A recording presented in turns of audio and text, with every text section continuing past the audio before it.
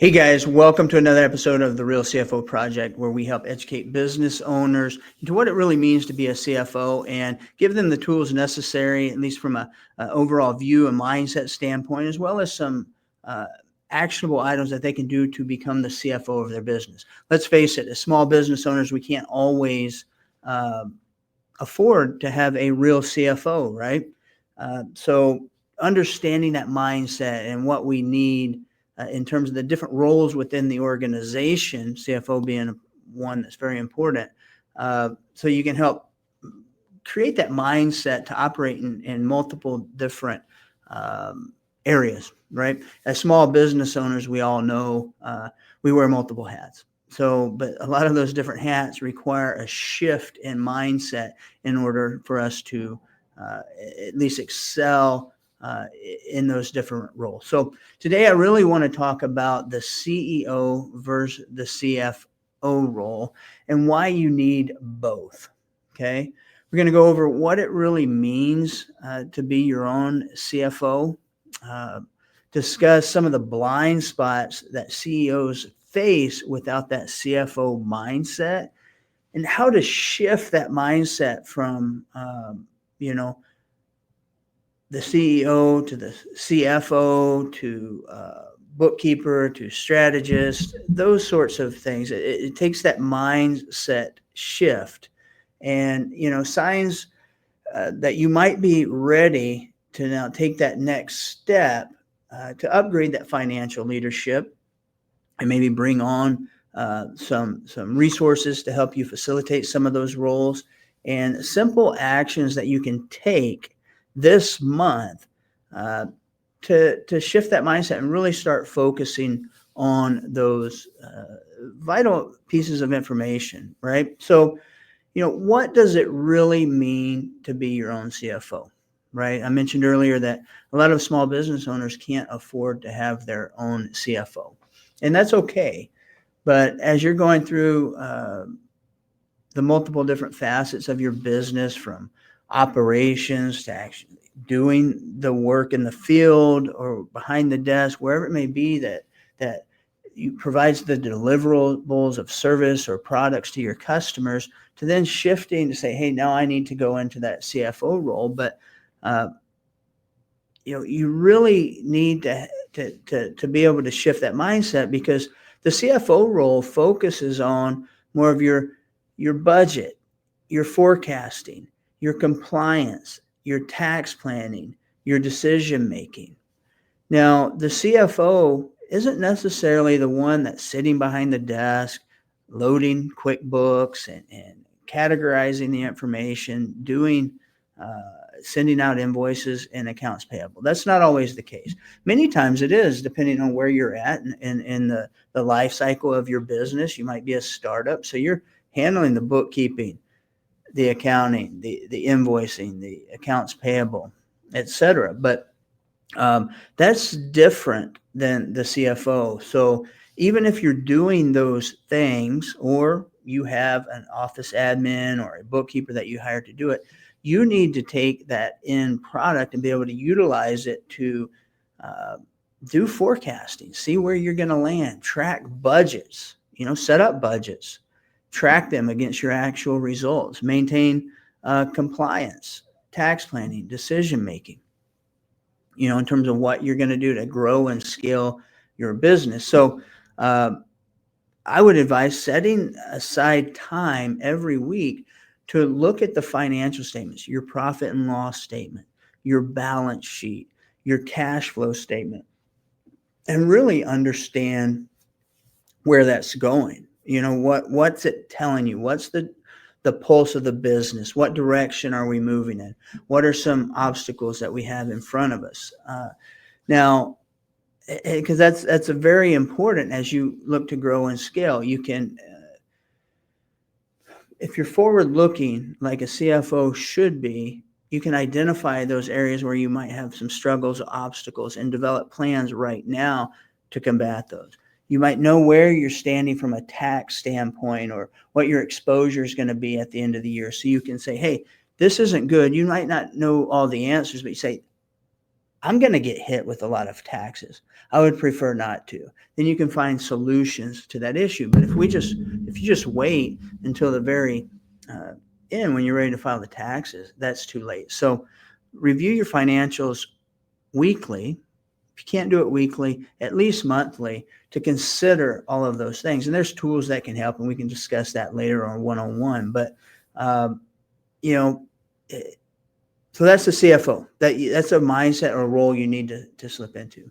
Most of you, because you went into business for yourself, have a CEO mindset when it comes to overall trajectory of the business. But when it comes to actually doing the work, you might be doing it or directing it, leading your team to get the work done.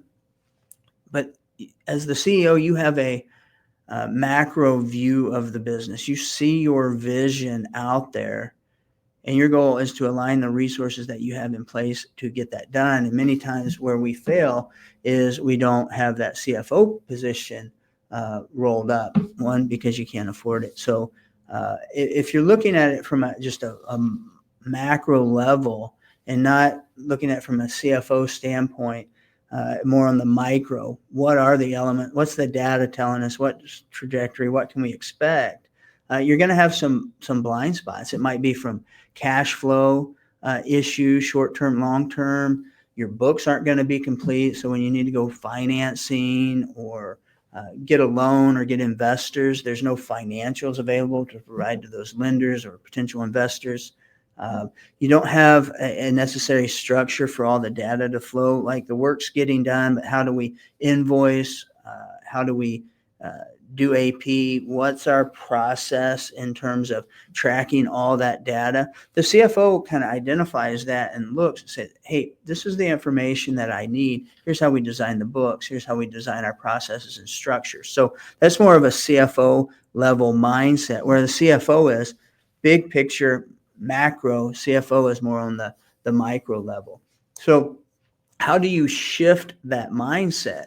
Well, just like anything, when you want to shift mindset, you have to be intentional about it, right? And it's not going to happen overnight. Most of you aren't in the business of being a CFO. You're not interested so much on focusing on the micro, because that's not your, or at least in terms of the financial operations and forward-looking thought process, that's not your strength. So you need to be intentional about it. You need to be intentional by setting aside hours each week to review that information. Set up meetings monthly. If you have an accountant outside your organization doing it, meet with them monthly to discuss and just brainstorm and brain dump, ask questions, build that knowledge base up. Talk to them if you're not doing the work on your own in terms of the accounting and bookkeeping. Talk to them about how this is the data I need to see to get to where my vision, my CEO vision, the macro is at, right? And start building those tools and systems into your process. But again, if it like fitness, diet, education, it takes intentionality. And if you're just touching it once a year, 2 times a year, you're not going to get intentional. It's going to be an afterthought until it's time to look at it. And then you're like, oh no, I don't want to be in this position again. And then you don't take action to correct it. So be intentional, do something, start by taking simple action. If your books aren't great, still put on your calendar time to review them and identify what is lacking. And then reach out to your accountant or other resources or colleagues or groups, other business owners. Ask them what they're doing. How do they manage their numbers? What do they look like? Because I'm sure you've got colleagues in the industries that you serve that be more than happy to divulge some of the information that they go to understand more of their business operations. And again, you don't have to spend a lot of money to do that. You don't have to hire a consultant to $5,000-$10,000 to tell you what's right, what's wrong, where it needs to be fixed. You can get a good idea just by interacting with other like-minded business owners, or especially people in your industry. So once you get that mindset that this is something I need to do, and then you start tracking the time that you're investing in it and the data that you're pulling, then you have to look at it and say, what's my uh, cost benefit, right? At what point do I need to bring in someone? Maybe it's not a high level CFO that's paid six figures. Maybe it's just a CPA or an accountant or someone, a mentor that's been in business that has the mindset already established that will meet with you regularly, and you discuss those things. So uh, when it becomes overwhelming and you don't understand all the information that you're getting, but you have an idea of the pathway and the information that you need to get to the macro, that's the time to call in and meet with somebody, start reaching out to folks, asking questions, setting up calls, that sort of thing.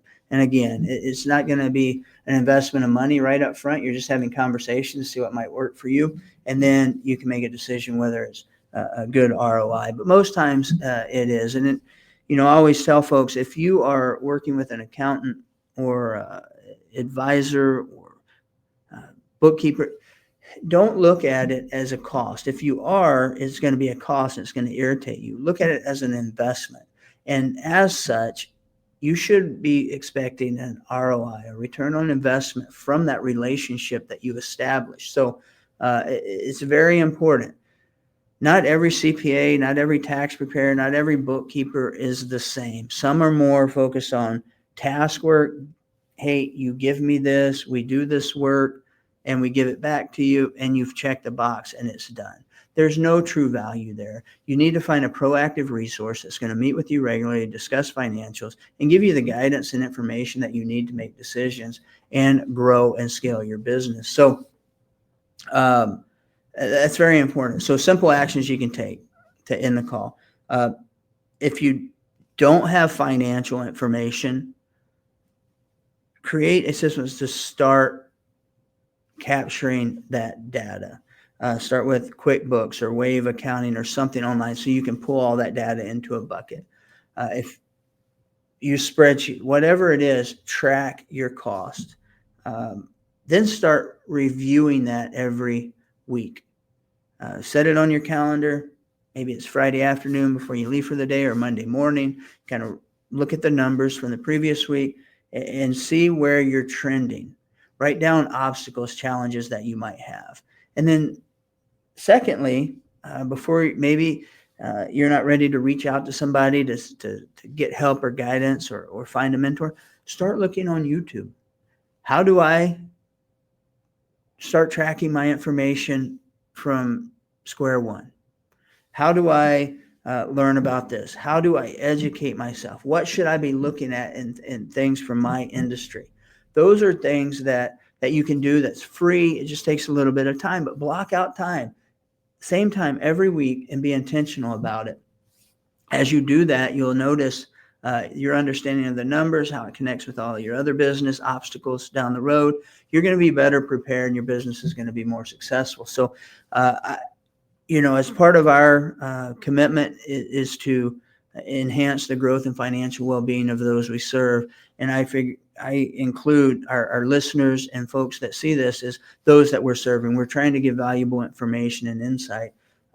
We'd be more than happy to have a free consultation. And just if you have questions or don't know how to get started, reach out. It's not going to cost you anything. We'll have that conversation with you, give you 1, 2, 3 things that you can do based on where you're at currently that might enhance that CFO, that micro level mindset that you need to focus on to really grow and scale your business. So again, and to end it's very important to have a CEO. You're going to provide direction and leadership for your team, cast the vision, where we go in looking at the macro. But just like the work needs to be done, the deliverable has to be delivered to the customer, the data also has to be tracked, and you need to focus on that to really, if you want to grow and scale your business, to do so. So it takes a shift in mindset. You can do it, but you have to be intentional about it and take action on it. All right. Hope that helps you guys. Again, our job here, at Kinsler Brown and the Real CFO Projects is to provide guidance so small business owners that can't afford a true CFO or don't have the system and processes in place to focus on their numbers can do so and start acting as the CFO of their business, focusing on the micro and managing the pieces within that system to make sure you're getting the information you need to grow. Till next time. Thanks, guys.